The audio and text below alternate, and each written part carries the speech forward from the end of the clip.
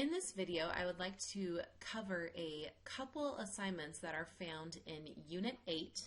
But first, I wanted to remind you that there is a course evaluation that I would love for you to fill out and give us your feedback. It's located at the top of Unit 8. It is a completely anonymous evaluation, but I can see in the next few weeks who has submitted it so that I can give you extra credit. So please go in there, give us your feedback. It helps us improve the IDLA courses. To find that in Blackboard, you'll click on Unit 8 and you can just find it here at the top. All right, let's go ahead and discuss a couple assignments that you're going to find in Unit 8. So you've been doing a great job with the first assignment, which is formatting a resume. And in Lesson 1, it gives you this resume, and you're doing a great job of formatting it in Word. I'm very, very impressed with how well you have done with that format. Now for Unit 8 Assignment 2, you're supposed to write your own resume. Now for this assignment, at first glance, I thought that you were able to use this example and just change it. But in this assignment, it does want you to do a different type of resume. So it is asking you to change the format to a functional resume. So you do need to make sure that you follow this format here. So I'm going to go ahead and click on it to show it to you. So here's the template of the resume that they're wanting you to fill out for the second assignment. So in this assignment, you're going to go to a job website. So in this assignment, it does suggest going to monster.com and looking for a job that interests you. So go ahead and go through the search and put in a keyword. So let's say you're thinking that you want to be a nurse. Put in something in the medical field.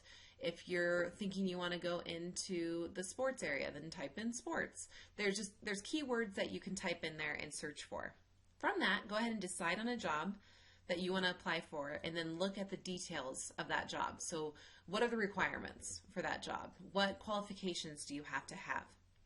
Once you've found that job and you decide that's the one that you want to pretend you're applying for, you need to make sure that you copy the URL on that. I would also like you to write out the title of the job and the company. So on the assignment, it just tells you to copy the URL and paste it on your resume. But I do want to know the title of the job, so if it's a registered nurse or a sports marketer or whatever the job may be, and then tell me the company.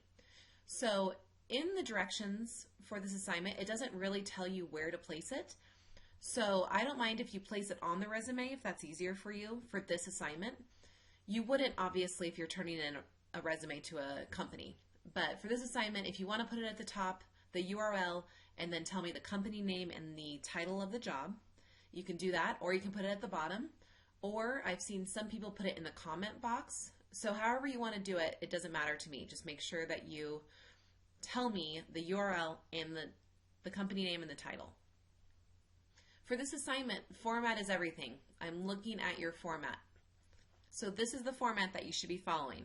So it's actually a much simpler format than the first one that you were doing for me. So you put your name and everything at the top. This can all be your real name and address and everything. Your objective, so to obtain a position as a registered nurse at blah, blah, blah hospital, whatever it may be.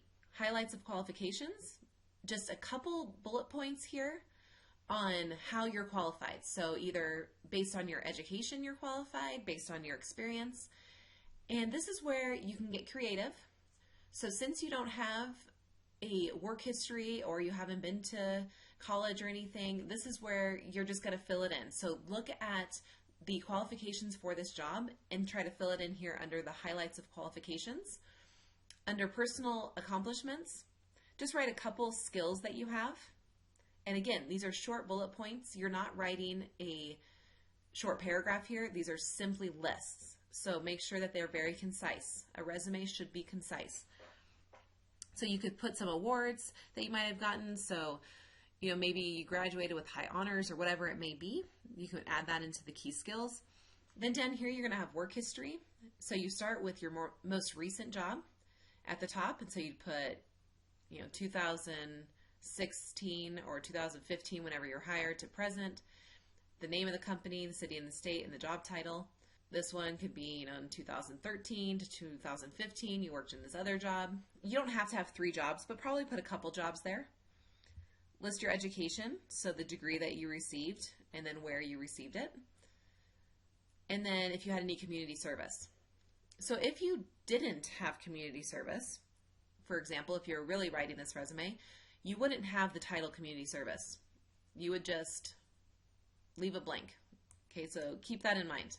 So that's what a functional resume looks like. So it does look quite a bit different than your first assignment. So again, make sure that you're following some of those resume tips that you hopefully found when you were getting prepared for the discussion board. Briefly list your qualifications on it.